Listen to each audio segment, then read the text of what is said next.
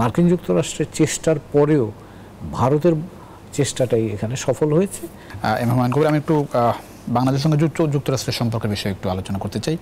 বিশেষ করে 5 আগস্টের আগে, মানে বিগত সরকার সময়টাই সম্পর্কটা আসলে কেমন ছিল বলে মনে হয়? কতটা শিষ্টাচারের মধ্যে ছিল সম্পর্কটা?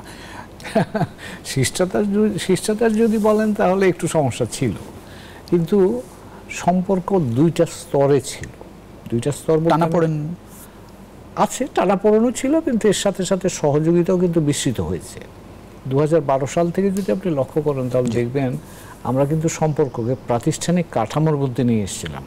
ডায়ালগ, তারপরে আপনার economic dialogue, security dialogue, political dialogue, মানে একটা মোটামুটি স্ট্রাকচারের মধ্যে এসে গেছিল 12 সালের পর থেকে।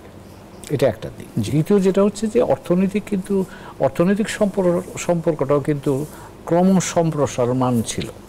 এবং আমার দেখা অনুযায়ী 2020 সালের পর থেকে বাংলাদেশে গত 4 বছরে, ইনক্লুডিং এই বছর মে মাস পর্যন্ত, অনেকগুলো কিন্তু ইকোনমিক ডেলিগেশন এখানে এসছে এবং তারা কিন্তু বাংলাদেশের সাথে সম্পর্কটা বাড়াতে চাচ্ছে, গভীর করতে চাচ্ছে। তো কাজে এই জায়গাটাতে কিন্তু আমার কাছে মনে হয় দেয়ার ইজ এ কন্টিনিউইটি।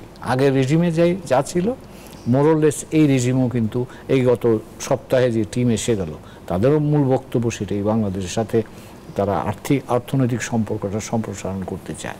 তো এখানে একটা কন্টিনিউটি কিন্তু আছে।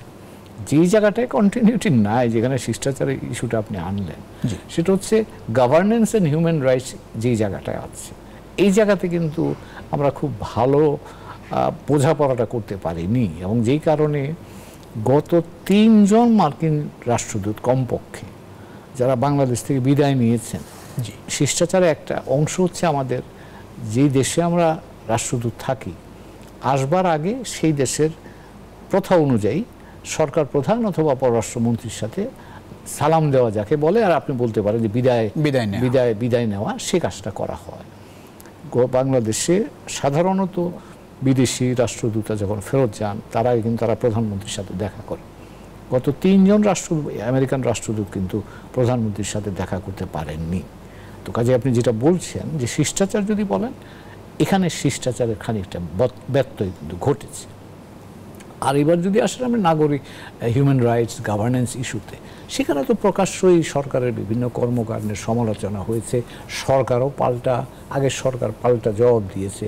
ফলে এক ধরনের দূরত্ব এই জায়গাটাতে, মানে গভর্নেন্স এবং হিউম্যান রাইটস ইস্যুতে খানিকটা দূরত্ব তৈরি হয়েছিল এবং সেটা ঘনীভূত হয়েছে 21 সালের ডিসেম্বর মাসে র্যাবের বিরুদ্ধে যখন স্যাংশনটা দেওয়া হলো।